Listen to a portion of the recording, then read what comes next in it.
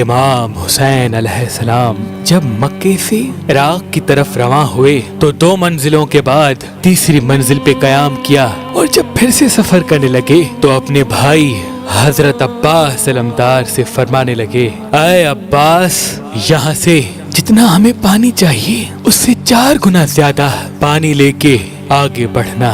غازی عباس دستے ادب کو جوڑ کے عرض کرنے لگے، اے میرے آقا، آگے منزل قریب ہے اور ہمیں پانی کی ضرورت بھی نہیں، 4 گنا پانی کیوں؟ امام حسین علیہ السلام نے فرمایا، عباس، تھوڑا ہی آگے ہمیں پانی کی ضرورت ہوگی۔ جناب عباس نے امام حسین کی آواز پہ لبیک کہا اور 4 گنا زیادہ پانی لے کے آگے بڑھنے لگے تو کچھ ہی دیر میں امام حسین نے اپنے ساتھیوں سے کہا، فلاں سمت کی طرف دیکھو، کوئی آ تو نہیں رہا؟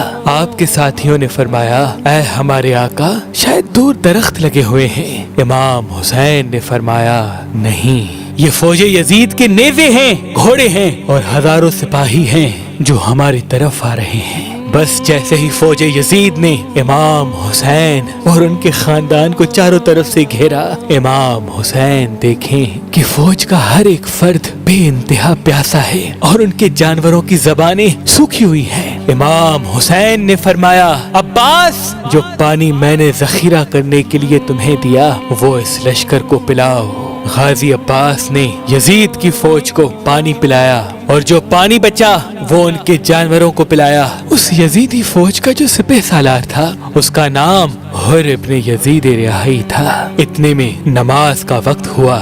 امام حسین نے پیغام بھجوایا کہ یزیدی فوج کے سالار سے پوچھو کہ وہ نواسۂ رسول کے پیچھے نماز پڑھے گا یا ہم سے الگ ہو کے نماز پڑھے گا۔ جیسے ہی یہ پیغام حر تک پہنچا وہ آ کے کہنے لگا کہ کیسے ہو سکتا ہے کہ نواسۂ رسول حسین ابن علی موجود ہو اور ہم ان کے پیچھے نماز نہ پڑھیں۔ اس سالار نے جیسے ہی امام حسین کے پیچھے نماز پڑھنا شروع کی، فوج یزید نے بھی امام حسین کے پیچھے نماز پڑھنا شروع کر دی۔ بس جیسے ہی نماز ختم ہوئی، امام حسین علیہ السلام آگے بڑھنے لگے تو یزیدی فوج کا سالار حر آگے بڑھ کے کہنے لگا، اے حسین، مجھے آپ کا رستہ روک کر آپ سے بیعت لینے کا حکم ہے۔ امام حسین علیہ السلام نے فرمایا، کس کی بیعت؟ اس یزید کی جو اللہ کے دین کو جھوٹا کہتا ہے۔ اے حر، تیری نماز اور تیرے سجدوں سے واضح ہے کہ تو اللہ کے رسول پہ ایمان رکھتا ہے۔ پوچھ اپنے ضمیر سے کہ کیا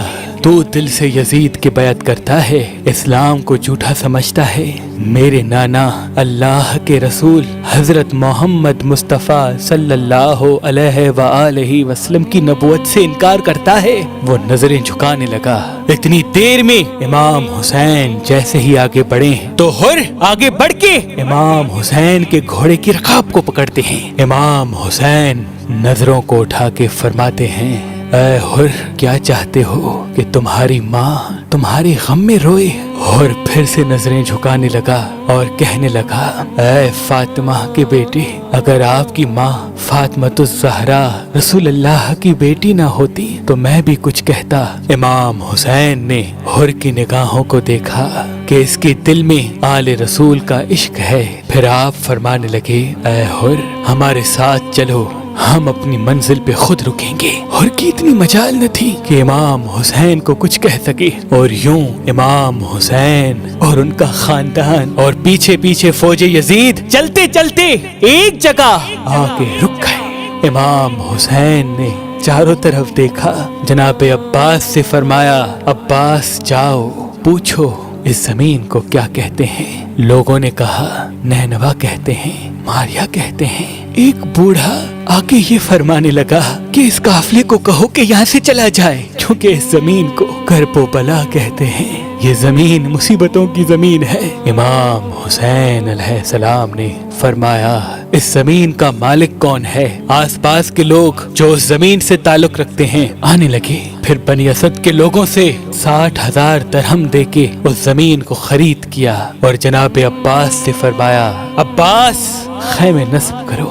یہ خبر جب یزید اور ابن مرجانہ تک پہنچی کہ ہماری فوج کا سالار حر امام حسین کے ساتھ ادب سے چل رہا ہے، یہ کیسے اس کو قتل کرے گا، تو عمر بن سعد اور شمر سے کہا کہ جاؤ ہزاروں کی فوج لے کے حسین کو چاروں طرف سے گھیر لو اور حر کو اپنے عہدے سے ختم کر دو، مجھے حسین کا سر چاہیے۔ تاریخ نے لکھا اس فوج نے آتے ہی سب سے پہلا حکم نافذ کیا کہ آل رسول کے خیام نہر سے ہٹائے جائیں۔ غازی عباس نے جلال دکھایا، امام حسین نے فرمایا عباس صبر کر، میرے نانا نے مجھے پہلے ہی بتایا تھا کہ ہمارے خون سے اسلام بچے گا۔ دنیا نے رسول اللہ کے خاندان کی شجاعت تو دیکھی ہے، اب رسول اللہ کے خاندان کا صبر دیکھے گی۔ نہر سے خیام کو ہٹایا گیا اور 7 محرم کو امام حسین کا پانی بند کیا گیا۔ جیسے ہی 7 محرم سے 8 محرم 9 محرم تک حضرت حر نے دیکھا کہ سب سے پہلے رسول کے نواسے کا رستہ میں نے روکا ہے، کیا منہ دکھاؤں گا اللہ کے رسول کو، کیا منہ دکھاؤں گا ان کی بیٹی کو جب روز محشر اللہ مجھ سے سوال کرے گا، حسین کے قاتلوں میں میرا نام آئے گا۔ اور جناب حر اپنے خیمے میں سنتے ہیں کہ امام حسین کے خیام سے معصوم بچے ہائے پیاس ہائے پیاس اللہ تش کی صدائیں بلند کر رہے ہیں۔ جناب حر اپنے سر کو پیٹتا ہے اور چیخ کے روتا ہے کہ اے اللہ مجھے معاف کرنا۔ بس جیسے ہی 10 محرم کا سورج طلوع ہوتا ہے اپنے بیٹے سے کہتا ہے کہ میرے ہاتھ کو رسیوں سے باندھ اور مجھے میرے آقا حسین کی خدمت میں لے کے چل۔ امام حسین علیہ السلام کے قدموں میں بیٹھ کے جناب حر فرماتے ہیں اے نواسہ رسول، اس غلام کو معاف کرنا، میں آپ کے قدموں پہ قربان ہونا چاہتا ہوں، میں آپ کے قاتلوں میں شامل ہونا نہیں چاہتا۔ امام حسین علیہ السلام نے جناب حر کو دیکھ کے فرمایا اے حر، رہتی دنیا تک میرے چاہنے والے تجھے سلام کریں گے کہ تو دنیا کی دولت کو ٹھکرا کے رسول اللہ کی شفاعت پانے کو چلا ہے۔ اے حر چلا جا، میں نے تمہیں معاف کیا۔ جناب حر رو کے کہتے ہیں میں آپ کے قدموں پہ قربان ہونا چاہتا ہوں۔ جیسے ہی جناب حر کو اجازت ملی، آپ کا بیٹا کہنے لگا اے میرے بابا، یہ مجھ سے برداشت نہیں کہ میں زندہ رہوں اور میرا بابا میرے سامنے شہید ہو جائے، پہلے اجازت مجھے دیجیے کہ میں میدان میں جاؤں۔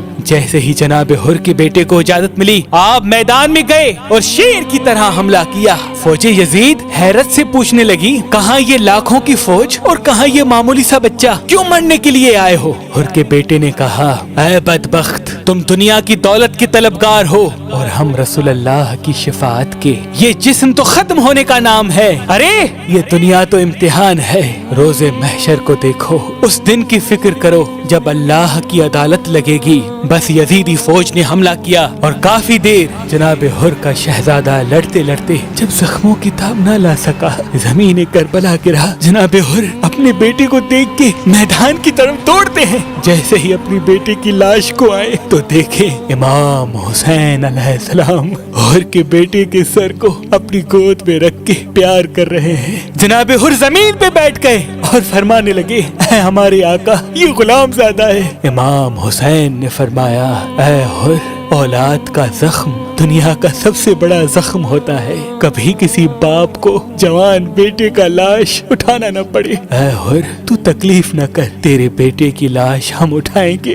بس جناب حر بھی میدان میں آ کے شیر کی طرح کہنے لگے اے ظالموں، دیکھو میں تمہاری فوج کا سالار تھا، لیکن میرا ضمیر مجھ سے جھنجھوڑ کے کہنے لگا کہ یہ حسین جنت کا سردار ہے۔ اللہ کے رسول نے فرمایا تھا کہ میرے حسین کا خیال رکھنا، اس کو تکلیف نہ دینا۔ اے لوگو، یہ رسول اللہ کا خاندان ہے، اے لوگو ان کی رگوں میں رسول اللہ کا خون بہتا ہے، کیوں اپنے مقدر میں دوزخ کو لکھتے ہو؟ خدا کی قسم، یزید کی دولت، یزید کی طاقت اللہ کی طاقت کے سامنے کچھ بھی نہیں۔ اتنے میں شمر اور عمر بن سعد کہنے لگے کہ کہیں یہ ہماری فوج کو باغی نہ کر دے، جاؤ حملہ کرو، اور چاروں طرف سے جناب حر کو گھیر لیا۔ جناب حر شیر کی طرح فوج یزید کو فنار کرتے رہے اور بالآخر फौज यजीद ने तीरों की बारिश जनाब हुर पे कर दी और यूं 250 का लश्कर इकट्ठा होके जनाब हुर पे टूट पड़ा।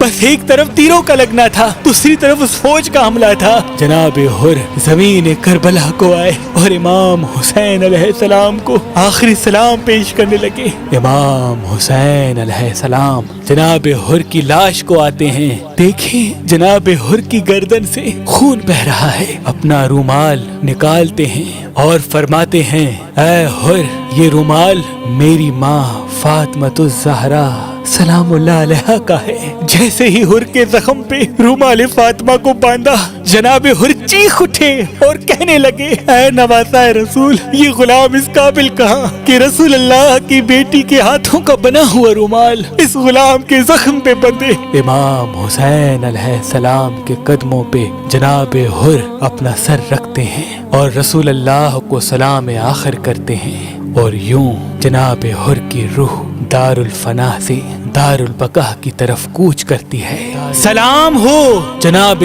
हुर पर जो यजीद की दौलत, ताकत और मर्तबे को छोड़ के इमाम हुसैन के कदमों पे अपनी जान कुर्बान करके जन्नत तक आ पहुँचे। अपनी जान कुर्बान करके जन्नत तक आ पहुँचे।